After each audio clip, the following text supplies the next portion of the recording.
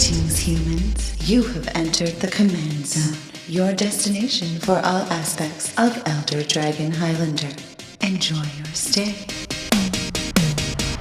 What's up, everybody? You are watching / listening to the Command Zone podcast. I'm your host, Jimmy Wong. And I'm DJ, coming over from the Jumbo Commander YouTube channel. How's it? Hello. Greetings, everyone. This is episode 404.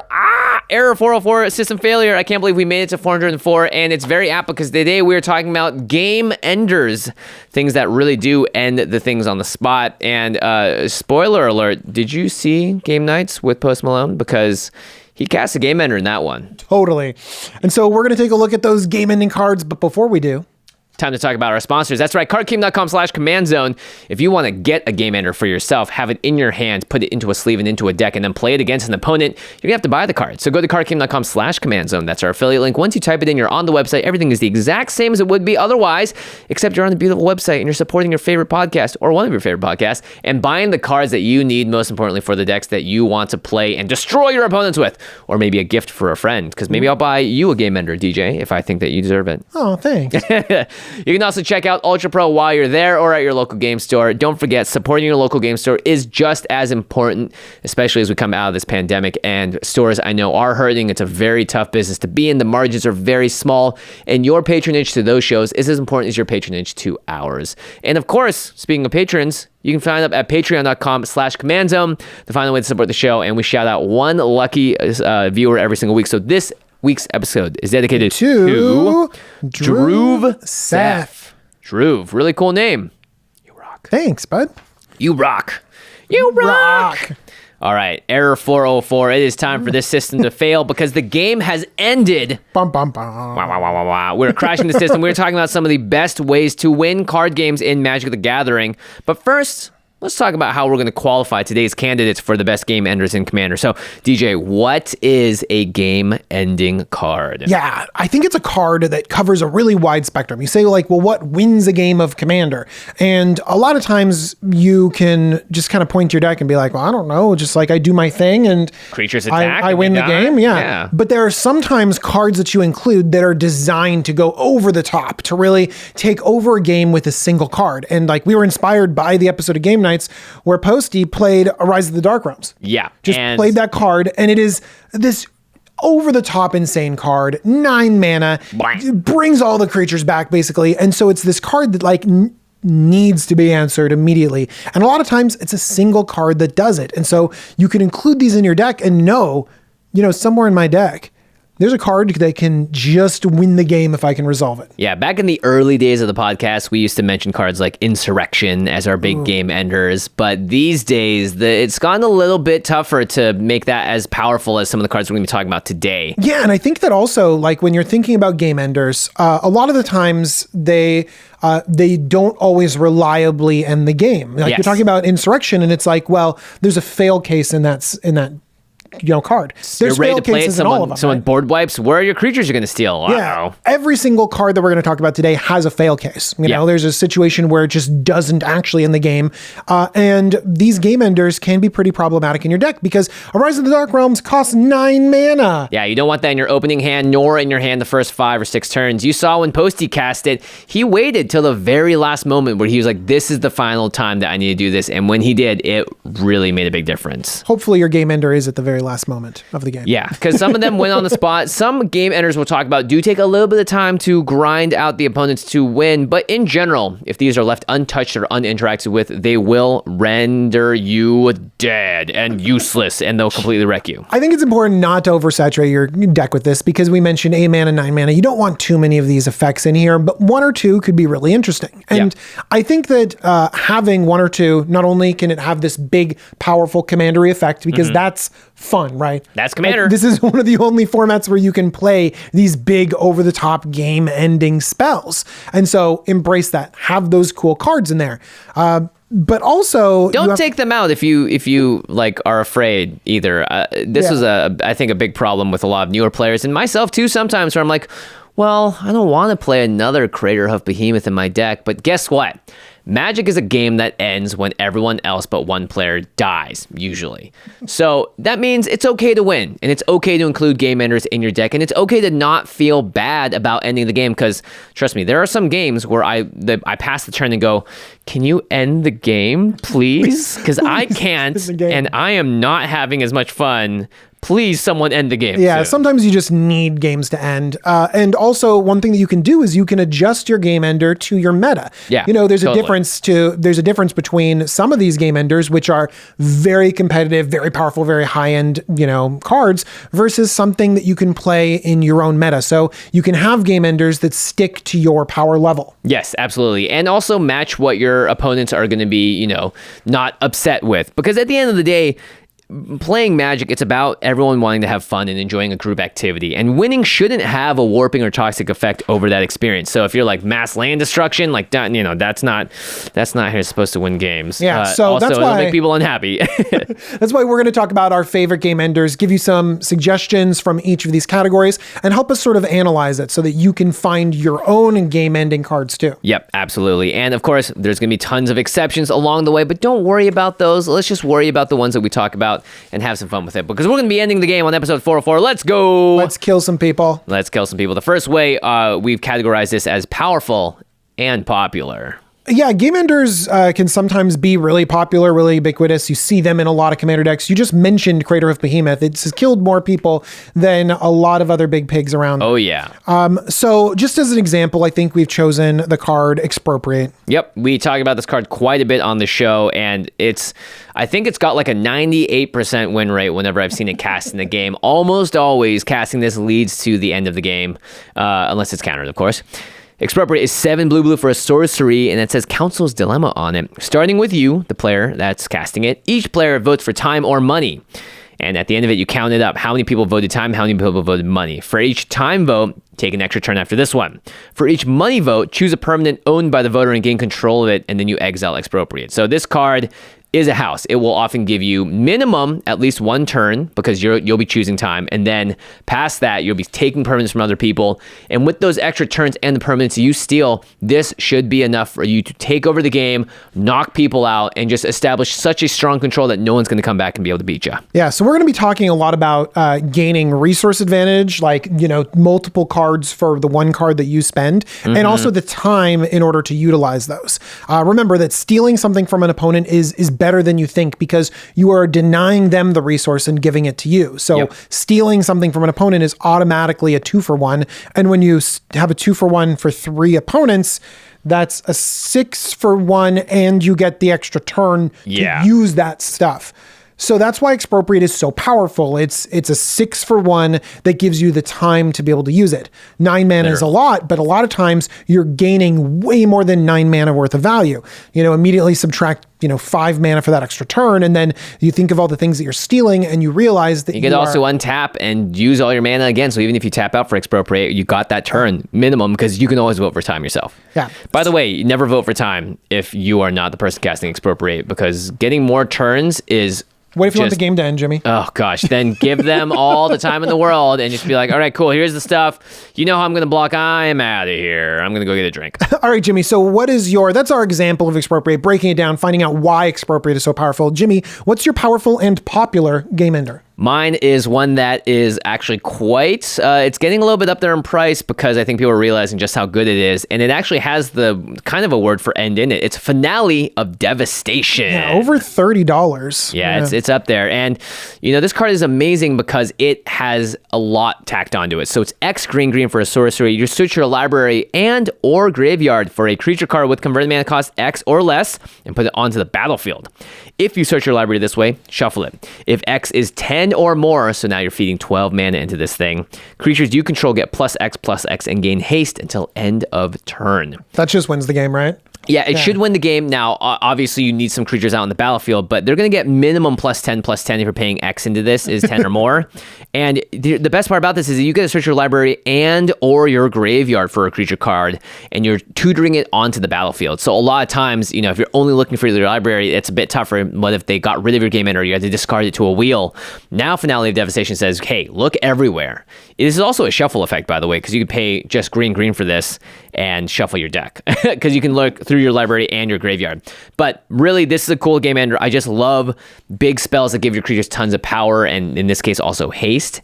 And blammo, when they strike in for that alpha strike, your opponents will be looking for their next deck to play. You know, one thing that's good about this card is that a lot of the game enders that we're talking about, they're like, they win the game or they rot in your hand or they do nothing. Right. Jimmy's game ender actually is pretty useful just by casting it to get a utility creature or something. Yeah, you like could that. cast it for X is equal to 5 and just get a sick 5-drop out of your graveyard or deck too. So like the flexibility on this game ender is crazy. It means they can go in a ton of different decks. Yeah, and now that we're talking about also just crashing in with a ton of power and killing people, we wanted to give a quick shout out to another powerful and popular game ender for Craig Blanchett, which is Triumph of the Hordes.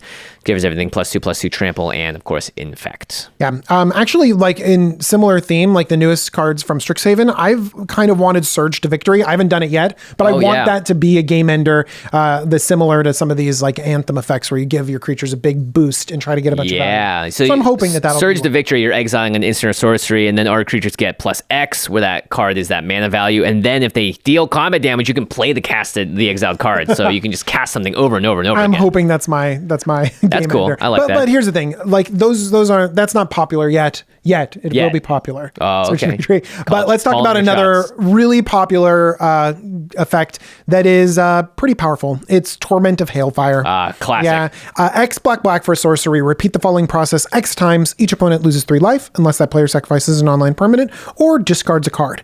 Okay. So if you put enough mana into this, your opponents just don't have enough resources, enough cards or permanents, and they just keep taking 3 damage and they die. Yeah, or they sacrifice so many of their non-land permanents and discards their entire hand that they may be at a high life total, but their board is completely decimated, and the Hailfire has just taken apart everything that they have in front of them. Yeah, so this is a thing where, Jimmy's had a use case for 5 mana, he said. The use case for Torment of Hailfire is not great at like 5 mana because then people could just very easily be like, all right, I take 9. And you've done 9 damage, but you haven't gotten that game-ending 2-for-1 value. You need to reach the level where you're getting resources out of their hand, getting things off the battlefield, or just killing them for this to actually be a game ender. So a lot of these, we're seeing that a lot of these effects cost a lot of mana to be able to pull off. Yeah, it costs a lot of mana, but once you pass that certain threshold, I think if X is equal to 6 or 7, you're getting to the point where, depending on where you're at in the game, people will just not be able to keep up. So this is a game ender that doesn't necessarily win on the spot, but a lot of times will make everyone's board so weakened to the state where you are just able to, on your next turns, take over. Yeah, I think ideally you win on the spot if you pump enough mana into this. Totally. But I think that if you just don't quite get there, you still might actually get there by the 2-for-1 value. And the nice thing about Torment of Hailfire is it's in black and mono black, and black has a lot of ways to double their mana. So getting up to that big critical mass of mana to cast this is pretty easy. All right, let's talk about our next category, which is over-the-top advantage. So we are already talking about, we're seeing a theme going on here where you need like 5-for-1s and 6-for-1s. Those are the ones that are really generating a lot of winning potential. Also, things that have a big effect. So usually they cost a lot of mana, or they have an effect that's bigger than the mana that you put into it.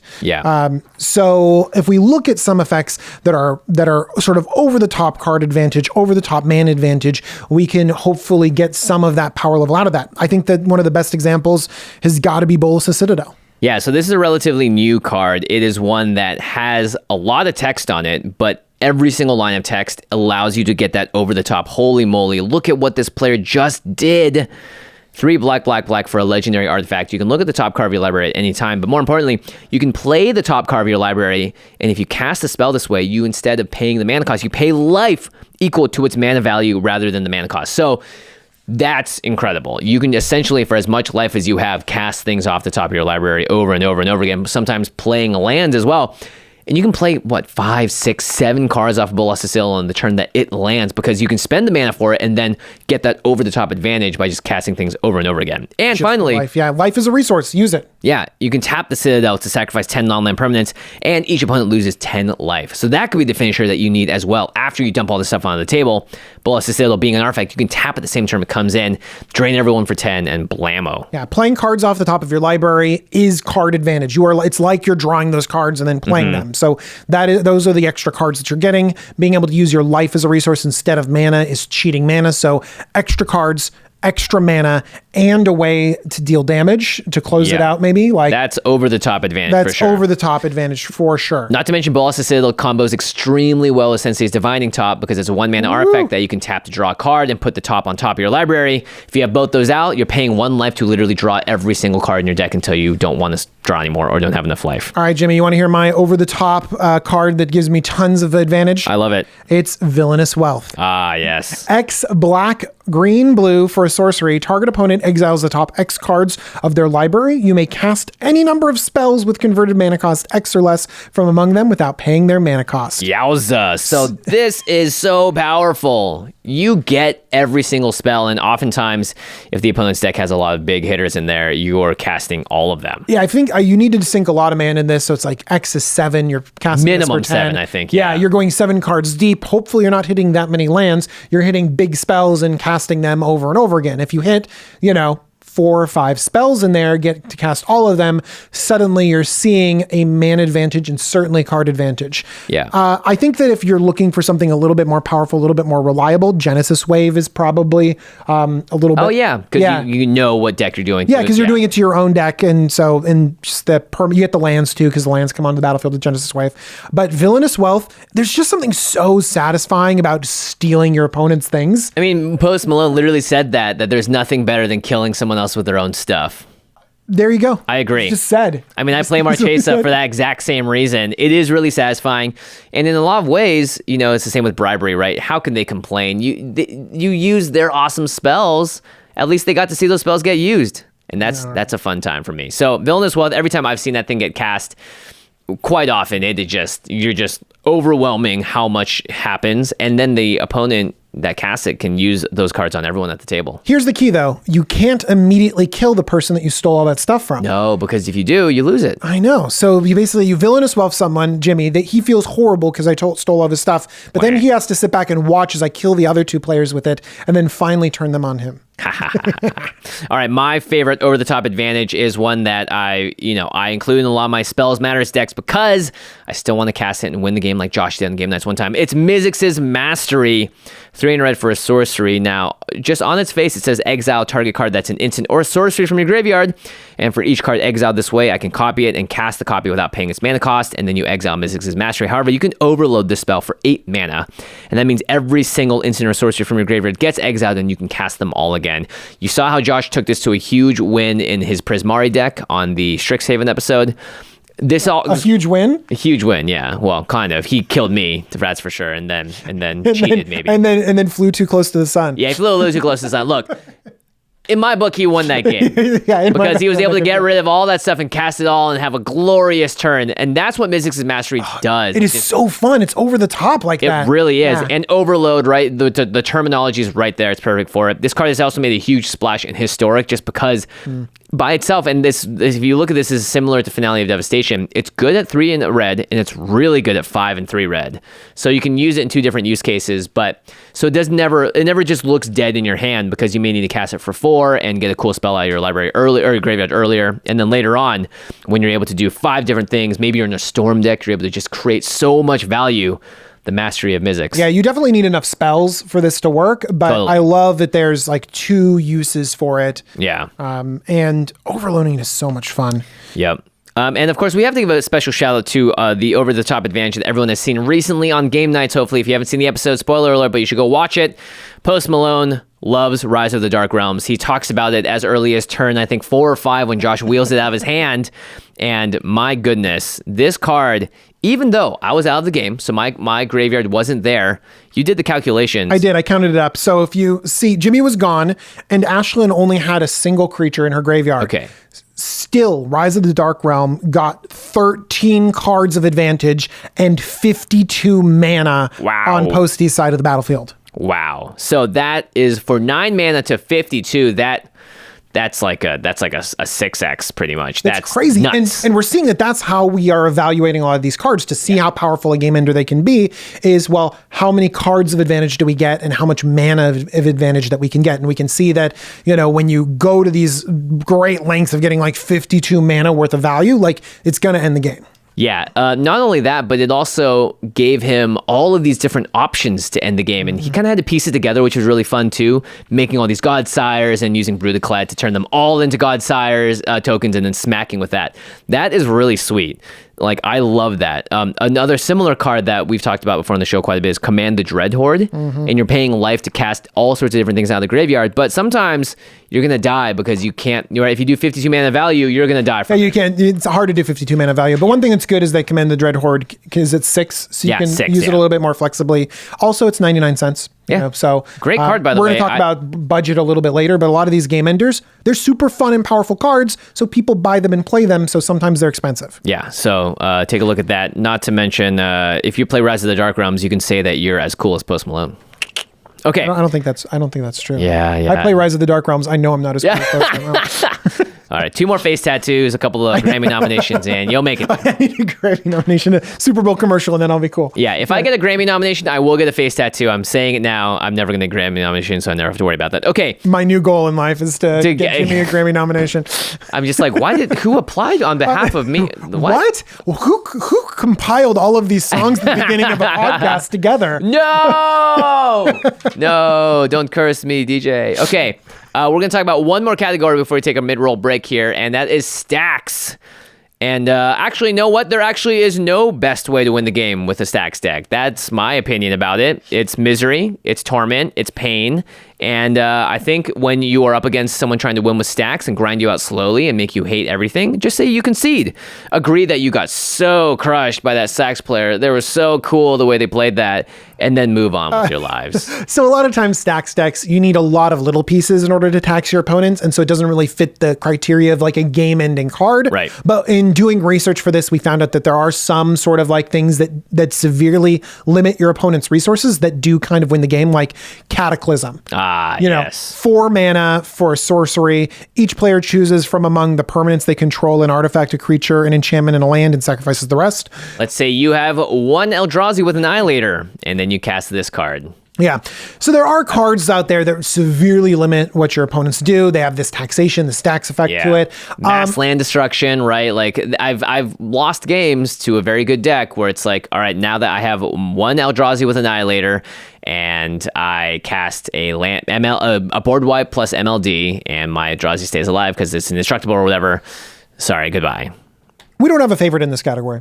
No, there are no favorites because you shouldn't have a favorite either. Don't play Stax; it's awful. Unless you're play Stax against a board or a group of people, a meta game that appreciates it and knows how to handle it. Because when someone comes with Stax pieces and you're realizing that like, oh, I can't play my deck, it feels bad. But if someone is playing, Stax across the table from you and you have your own Stax pieces and you have ways to interact with them and you're stuff ready like that, for it, and you're ready for it, then it definitely becomes like a higher level thinking of Magic, and that's like a very fun way to play it. But not everyone enjoys it. Yeah, don't enjoy it. Here. Okay, all right, that's gonna do it for the first half of this episode. Some interesting game enters so far. We're going to dive a little deeper, though. Literally, in this first category, we're going into the ocean for it. We're talking about infinite combos as well as creatures that just take over the game.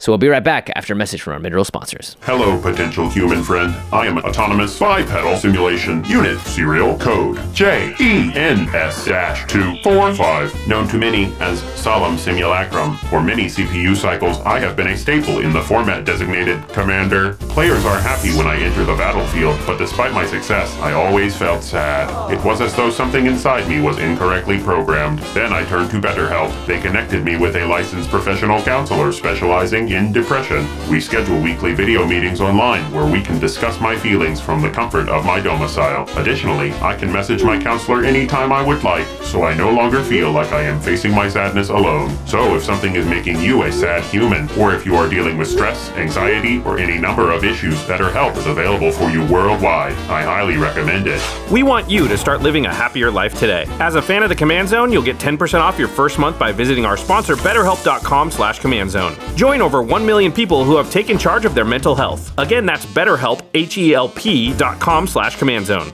Now, Sad Robot is merely a nickname. Inside, I am Glad Robot. Commence celebration sequence.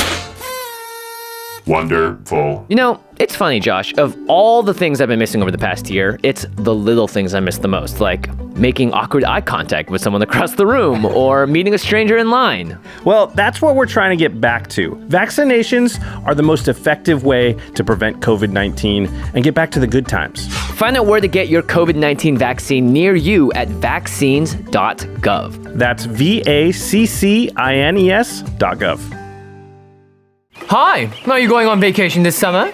Somewhere fun? Well, I, Goldos, have been everywhere. And even though players are constantly trying to remove me, I keep coming back to travel some more. What keeps me going are my RAYCON wireless earbuds. Well, that and the fact that I pay for my own commander text, but mostly it's the RAYCONs. You see, everywhere I go, my RAYCONs come with me. I can listen to my favorite podcast atop Mount Veracruz, or throw on some gospel music at the Temple of the False God. No matter what I'm listening to, RAYCONs give me crisp, high-quality audio, and at half the price of other premium brands. Plus, with their quick, seamless Bluetooth pairing and cool, compact charging case, these earbuds are built to Golos wherever I do. They're travel-tastic.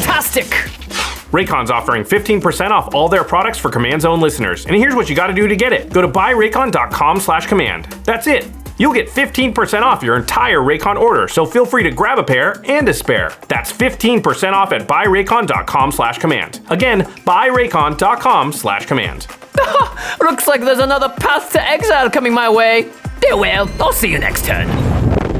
All right, hello friends, we have returned. We're talking about our favorite game enders on this very special episode 404, Critical Error Failure, of an episode of the Command Zone podcast, and let's get right into it. Yeah, if you're talking about cards that win the game, these game-ending cards, you should probably look at some cards that just say, you win the game. Literally. On them. That text has been printed on plenty of cards, and turns out some of them are actually very popular and very powerful in competitive formats. Yeah, let's talk about the sort of example card from this, and that's Thassa's Oracle. Mm-hmm. I mean, it just sees play in tons of different formats, and we know it's really powerful. It's blue for a 1/3 creature merfolk wizard. When Thassa's Oracle enters the battlefield, look at the top X cards of your library, where X is your devotion to blue. Put up to one of them on top of your library and the rest on the bottom of your library in a random order. Here's the important part. If X is greater than or equal to the number of cards in your library, you win the game. Right. So Jace, Wielder of Mysteries, Laboratory Maniac, these all care about having basically almost no cards or no cards in your library, and you're winning the game that way. Thassa's Oracle is very similar. This is really cheap to play, right? Blue, you can get it out. Blue is a very powerful color in competitive formats. And this is just going to win the game for you, because a lot of times you find a way to Tainted Pact your entire deck out of there. And Leveler, then you Thassa's Oracle, you know. blammo, no cards in the library. X is definitely more than that. All sorts of stuff. Yeah, totally. The reason why this is our example is because it is proven itself. It is everywhere in CDH, everywhere in EDH. People play it all the time. But Jimmy, it's not your favorite, is it? No. It's not your favorite either, is it? No. I can talk about mine. Yeah, go for it. Mine is a card that I'm hoping to build an entire deck around this at some point. It's Approach of the Second Sun. By the way, you'll notice that Nicol Bolas has shown up quite a bit on the Game Enders list. I know, right? He's on Approach of the Second Sun, Bolas' Citadel, Tournament of Hailfire. Yeah, he's everywhere. This guy knows how to end it. 6 and a white for a sorcery. If Approach of the Second Sun was cast from your hand, and you've cast another spell named Approach of the Second Sun this game, you win the game. Otherwise, put Approach of the Second Sun into its owner's library, 7th from the top, and you gain 7 life. So 7 mana, 7 life, 7th from the top. I like this card a lot because it is a card that does literally nothing the first time you play it, but tells every single person that you're going to try and win the game with it. And it creates kind of like a timer, like a little archenemy fun thing. And I like seeing this card because if you're playing it in the right shell, you can speed that card draw up and get it back into your hand the next turn sometimes. And I like that challenge. It's like kind of like a fun toolbox. You're like trying to like form a Rubik's Cube in time to win the game. And so things like that take the win the game scenario and put it on its head a little bit and makes me, the player, have to step through some hoops to figure it out. I like that because typically I'm not a big fan of the cards that say you win the game because it's just like, oh, it feels cheesy. It feels easy. You're not earning it. But with Approach of the Second Sun, I feel like you're earning it. Ooh, I actually like the cards that say you win the game on it. Sure. Yeah, like Master Biomancer, or this Oh, next yeah. one that I have. This card is called Revel in Riches. 4 and a black for an enchantment. Whenever a creature an opponent controls dies, create a colorless treasure artifact token with tap, sacrifice this artifact, add 1 mana of any color to your mana pool.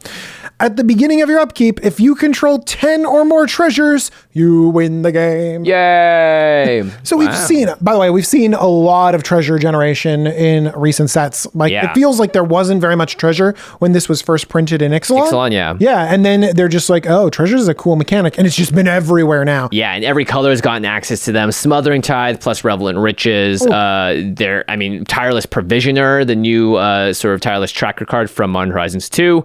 Dockside Extortionist. I keep talking about this card, and it's so expensive. I know. I wish they could reprint this in every single Commander set. It's very good, obviously, and very good for red. So But- Revel in Riches is like a little bit telegraphed, actually a lot of bit telegraphed, because everyone is literally sitting there counting up your treasures. And if you have like, all of these treasure creators, you have 10 treasures, people are going to go after you and try to interrupt it. Yep. I do like the fact that this generates value. If you have no treasures on the battlefield and your opponents are just letting their creatures die or trading things away, you get a couple treasures, you get that mana value. So it can actually help you in the mid game where a lot of these other game enders might just be there for the end of the game. I like this card too because it's great with board wipes. Anytime a creature an opponent controls dies, you get a treasure token. So you can wipe the board, and typically it's like board wipes, but you're down 4 or 5 mana. Can you replay stuff out that turn? With Revel in Riches, you get all those treasures. Or you pass the turn and you have 10 plus and wait for it to get back to you and try and win that way. Yeah, actually, the only way that I've ever won with Revel in Riches is by pulling off an instant speed board wipe right before my turn, and then I'd be like, aha, I have 10 treasures, and there wasn't enough time for people to deal with it.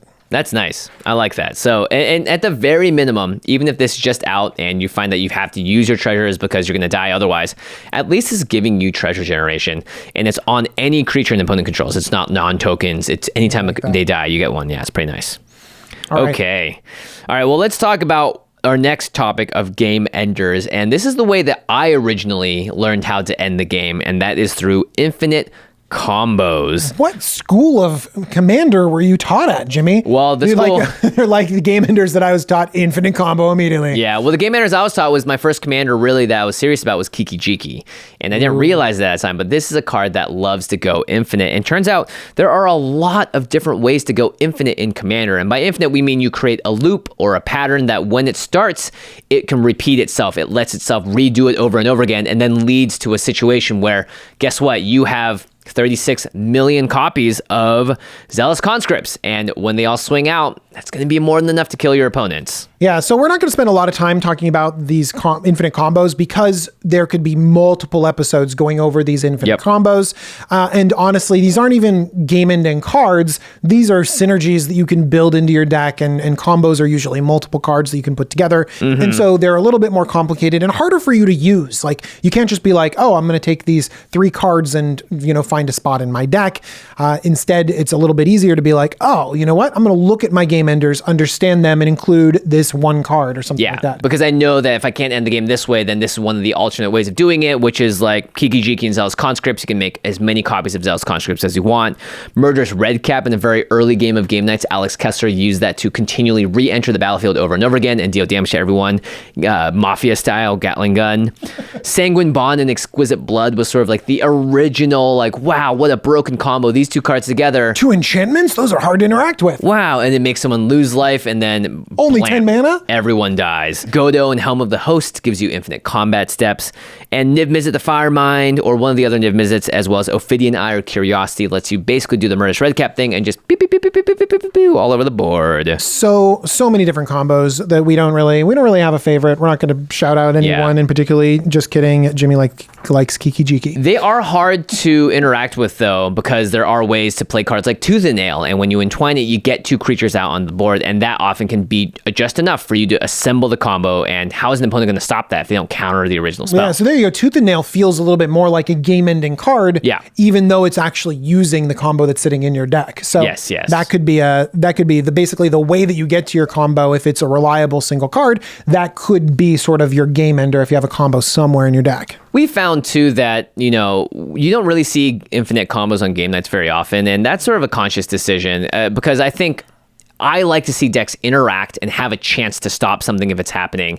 And when something goes infinite, it kind of puts like a stamp on the game that's like, nope, that's it.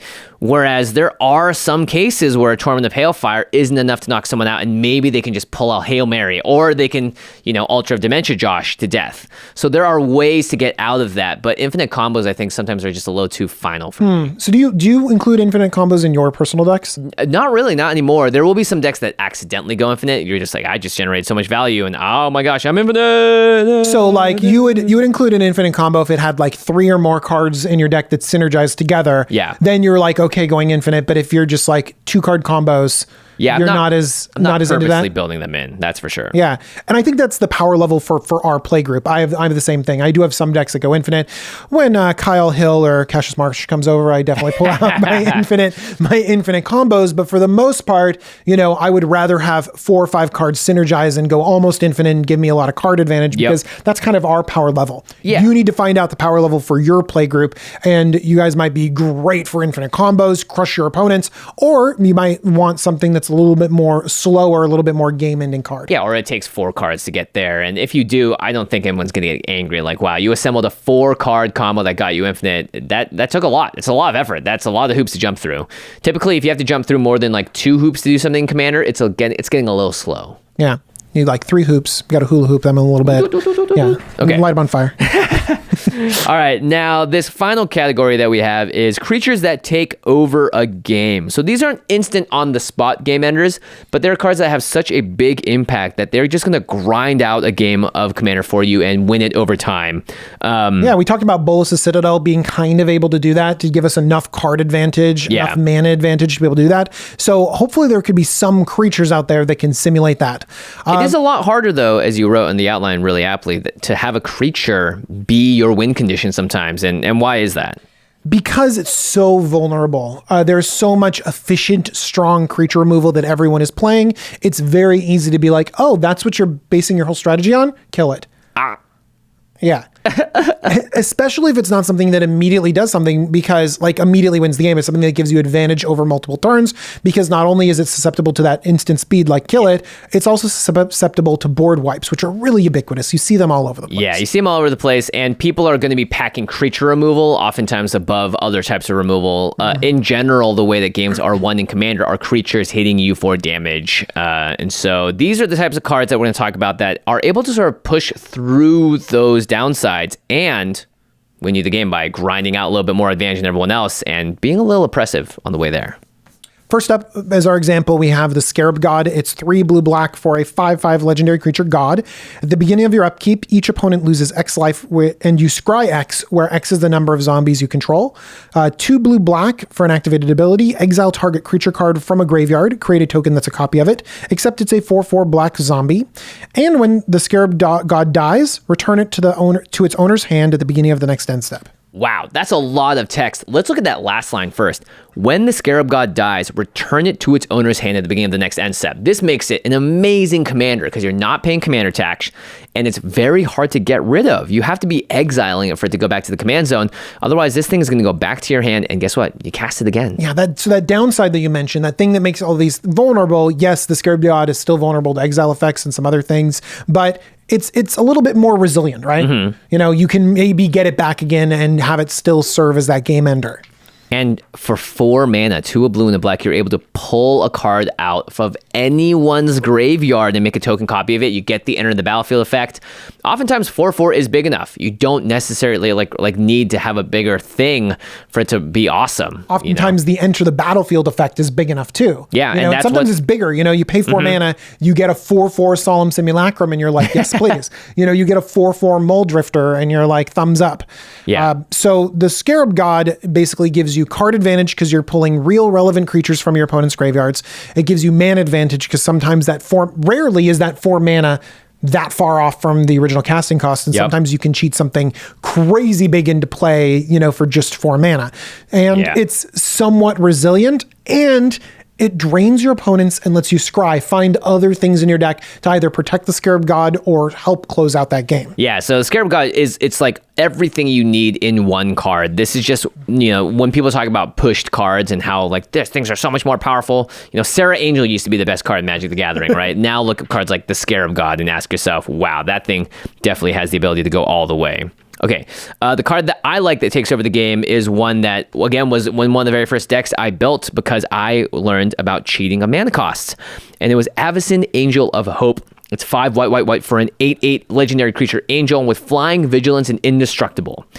Amazing. But also, other permanents you control have indestructible.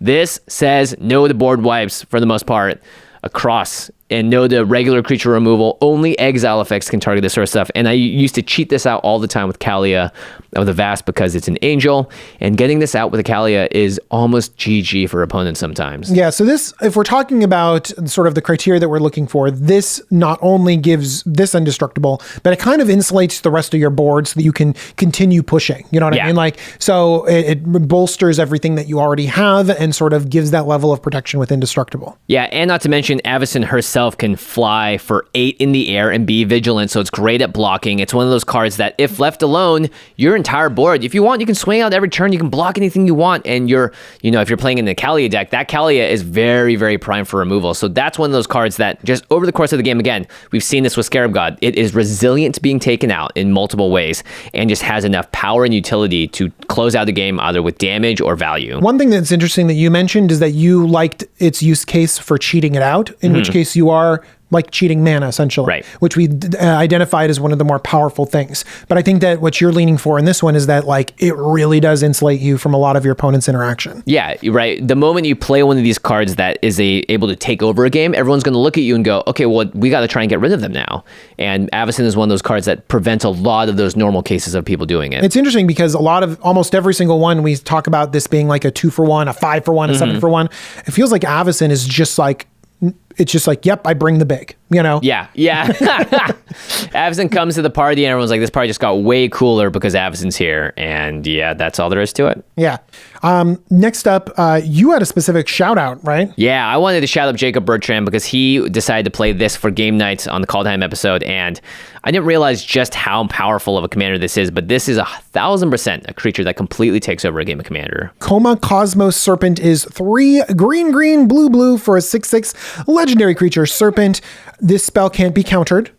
At the beginning of each upkeep, create a 3/3 blue serpent creature token named Coma's Coil. Goodness. You can sacrifice another serpent to choose one. Tap target permanent. Its activated abilities can't be activated this turn. Or Coma Cosmos Serpent gains indestructible until end of turn. Wow. So the things that we talked about earlier, this is resilient to removal. You can't even counter this darn spell. This serpent is coming in no matter what.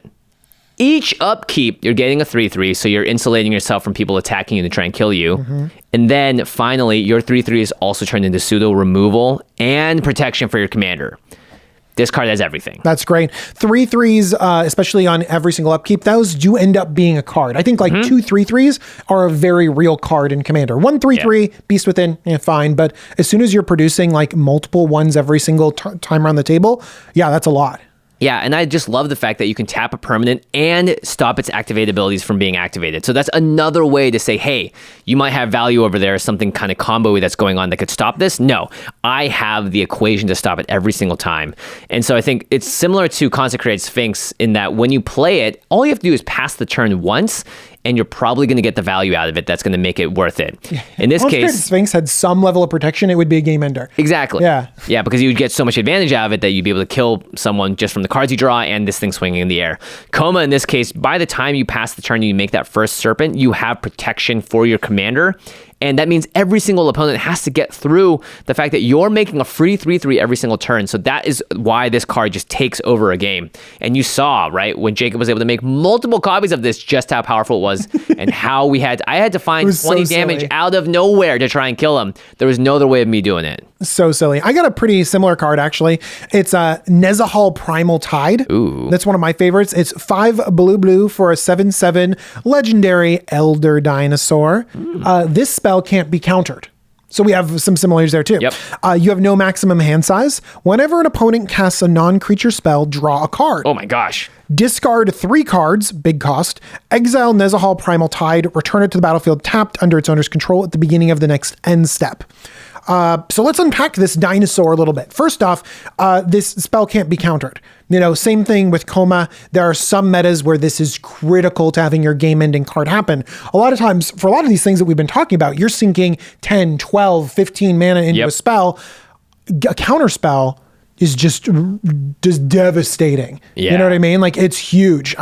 You might be interested in Cavern of Souls or Beseju Shelters All if you are worried about counterspells, but it's nice having it on these creatures right here. So then Nezahal says you have no maximum hand size. That's going to be important because I plan on drawing a lot of cards. And people plan on casting non-creature spells pretty often in Commander. It just happens all the time. People cast non-creature spells, you draw that card. And so this is going to hopefully give me enough card advantage to sort of start taking over the game. Yeah. And attached to still a 7/7 dinosaur. But wait, it has a level of protection too. Anyone aims anything at it, anyone tries to board wipe even, like a board wipe doesn't even hit this, you can just discard 3 cards and then whoop, it's gone and it comes back into play. Not to mention you're going to draw the card when they board wipe, giving you more fire to discard. Yes. Now, 3 cards is a lot. It's a hefty sum to pay. But I'm a big fan of Nezahal, and I think that I've seen it do a lot of really good work. I like it a lot too. I actually took it out of a deck and regretted it. People let me know in the comments because this does have a lot of power. Let me know in the comments. This does feel a little more fair than a Coma Cosmos Serpent, but it's still very powerful, and in the right shells will do a lot of work. Also, I like it's reprinted in about $1. Yeah, it's definitely one of those. It's like the perfect spot, I think, for Commander cards. It's really fun, really big, and gets you that card advantage and can close out the game over time.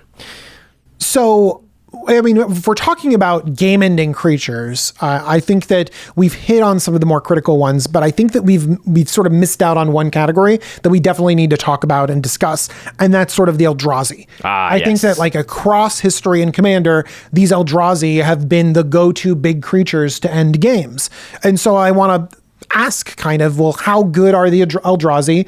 Are they the go-to creatures to end games, and why didn't we pick them for our favorites? So Eldrazi definitely are ways to end games. A lot of them have this very specific text on it that says Annihilator and then a number after it, which means that anytime that this creature attacks, the defending player sacrifices that many permanents.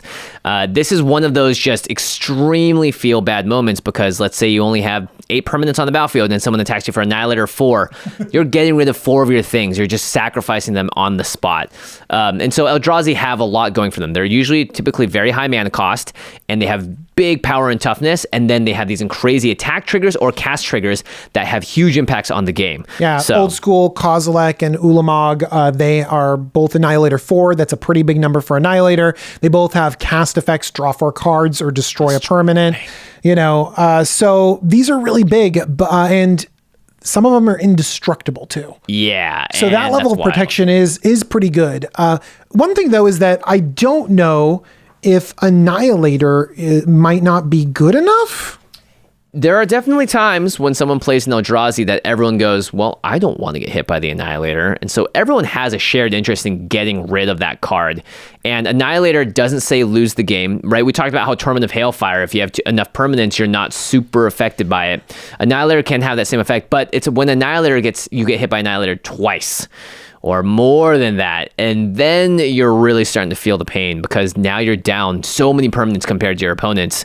So that's when I think Annihilator gets really strong. But on just immediately getting hit by like Annihilator 2 isn't going to be enough to win, to lose most people games, and they're probably going to be at a healthy enough life total, or they can just chump block. I also think that it depends on how much you're cheating these, because casting 10, 11, 12 damage or mana for one of these things, a lot of times at that stage in the game, maybe everyone's insulated from it, everyone's kind of okay. But if you find ways to cheat these into play, if you sneak attack this into play and annihilate someone when they just have 5 things or 6 things, then they are out of the game for sure.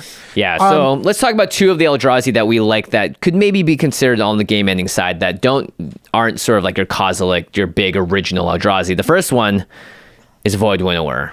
I would like, as Jimmy reads this, I'd like to have you guys think about every bad thing that he said about Stax earlier. and then Jimmy, go ahead, read. It's Void a Winnower. 9 mana, 11/9 creature Eldrazi. Your opponents can't cast spells with even converted mana costs, including 0, so no mana crypts. And your opponents can't block creatures with even converted mana costs. You can't even. That's what people say about this card. How dare you, Jimmy? Look, they can cast odd mana costs, right? That sounds great.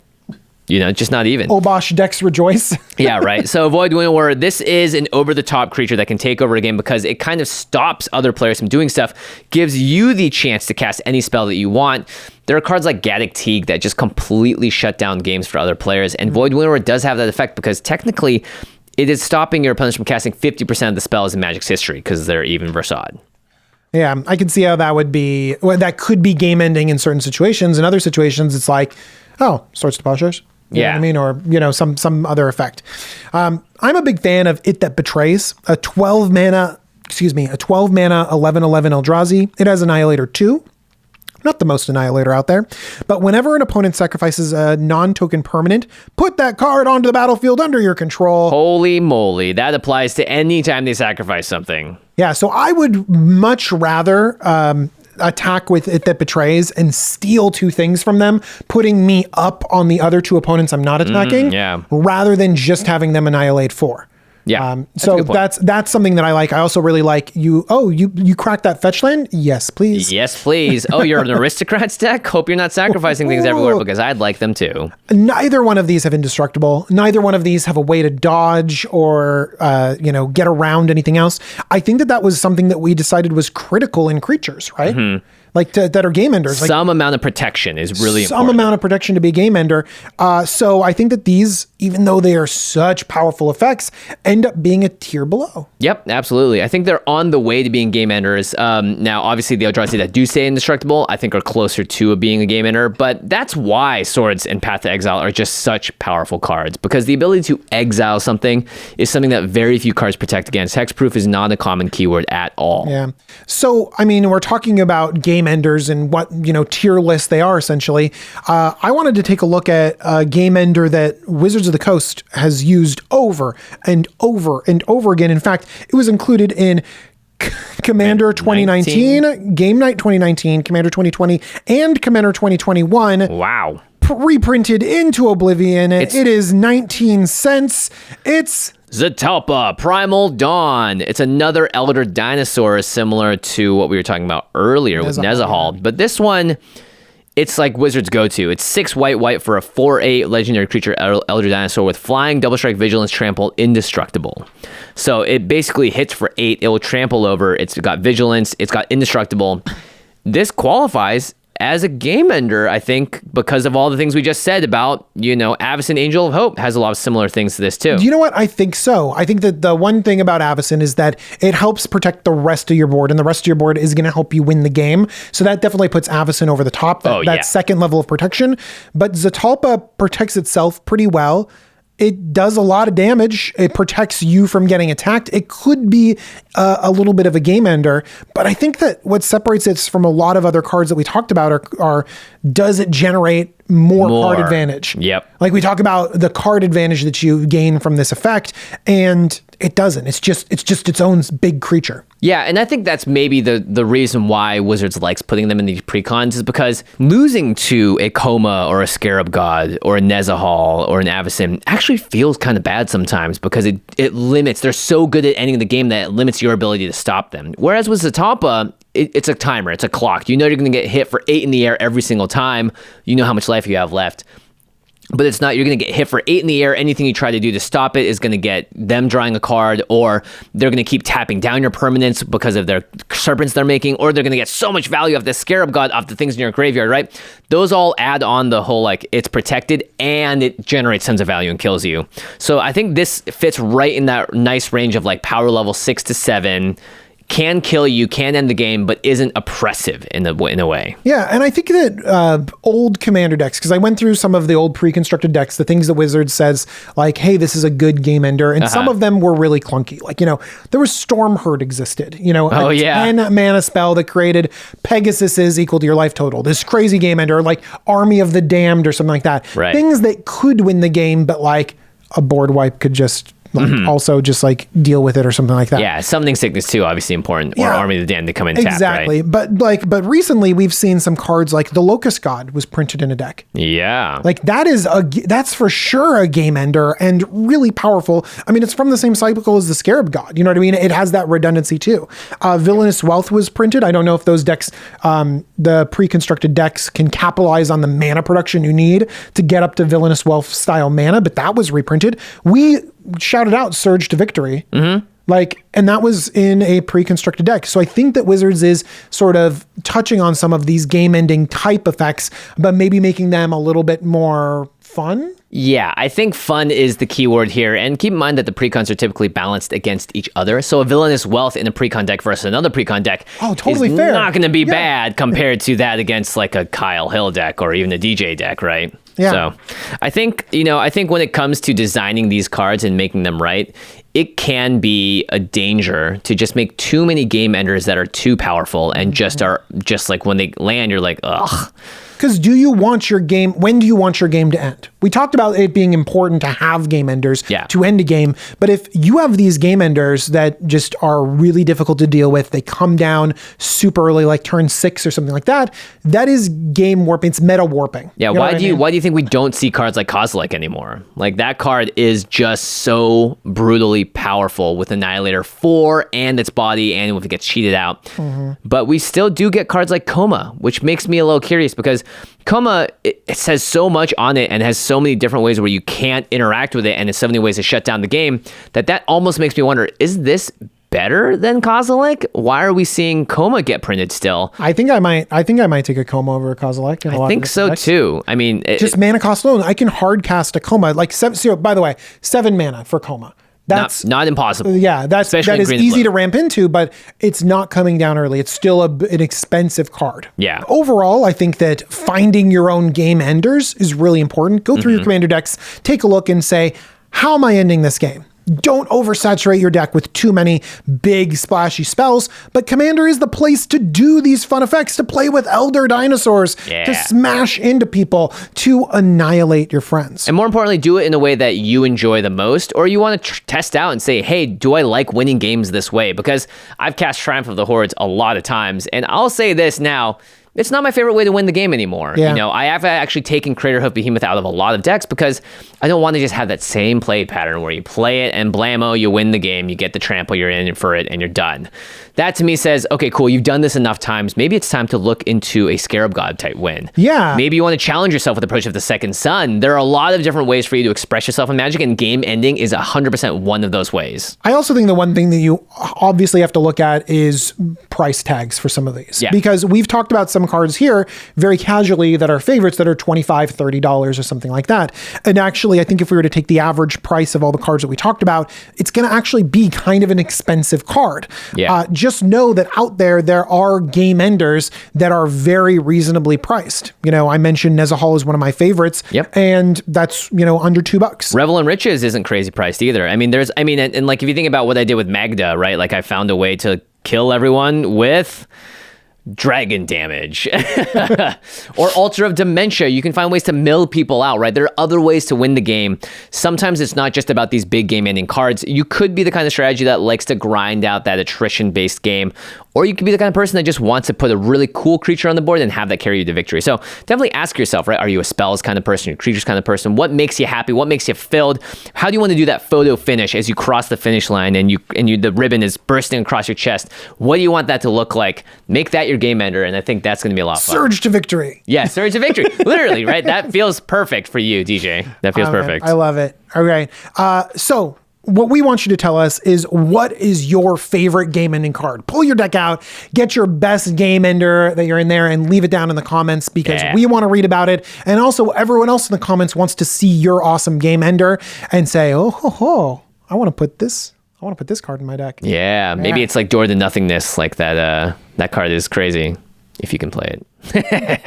All right, of course, make sure you go to cardkingdom.com/command zone if you want to buy any of these cards, pick up these singles, and add a game ender to your deck as long as it's not Stax. Don't buy Decree of Annihilation. I didn't even say that name. You don't. Yeah, you didn't even mention that in your outline, and you're like, here I am talking about it at say Card Decree of Kingdom shout out. No. But that's okay because you might be the only person buying it, and thus cardkingdom.com/commandzone is your place to go. Another way to end the game is by winning it before it even starts, and that's by showing up with the coolest playmat in the house with the coolest deck box and the coolest sleeves and the coolest dice, because everyone's going to go, woo, snap, you're so cool, I don't even want to play, because you've just won the style game. That's the game ender I'm looking for. Check out UltraPro product at your LGS or over at cardkingdom.com/commandzone.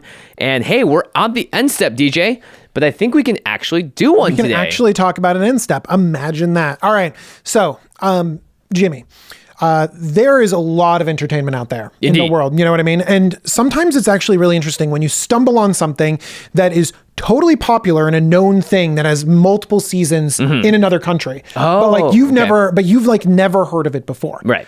So I ran into the show called Taskmaster. Okay. Have you heard of it before? No, I don't think so. What country is it from? It's from the UK. Okay. And the premise of the show is they get 5 comedians, and these are just like goofy. By the way, these are people that you might vaguely know because you've watched some British television. Some sitcoms. But yeah, but I didn't immediately know exactly who all of them are. Yeah. But they're like just kind of funny comedians, and then they have these ridiculous tasks that they have to accomplish.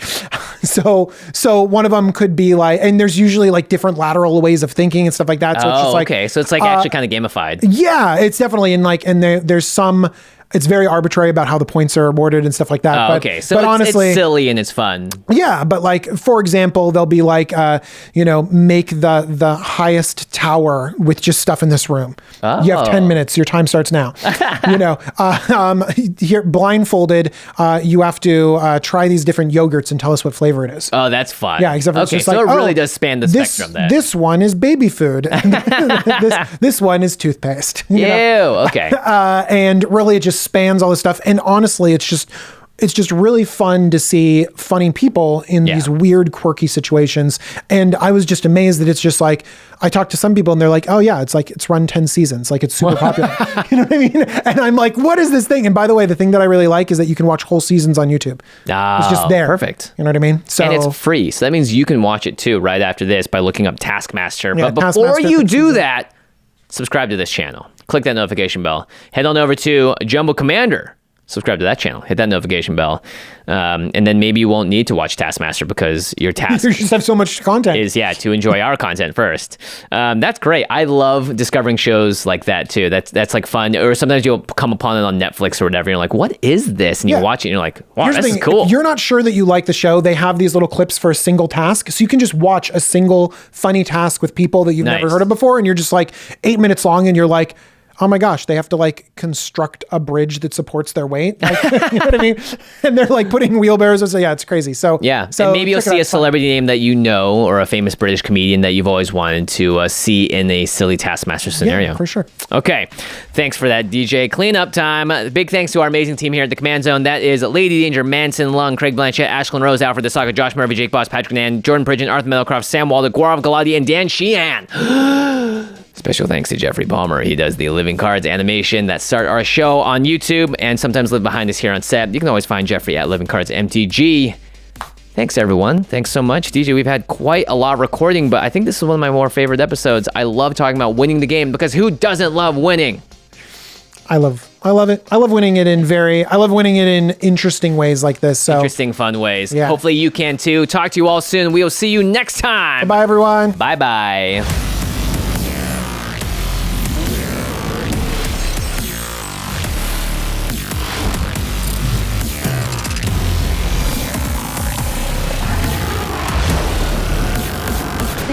For your attention. For further inquiries, send an email to commandcast@rocketjump.com or ask us on Twitter @JFWong and @JoshLeeQuai. See you later, alligator. Greetings, humans.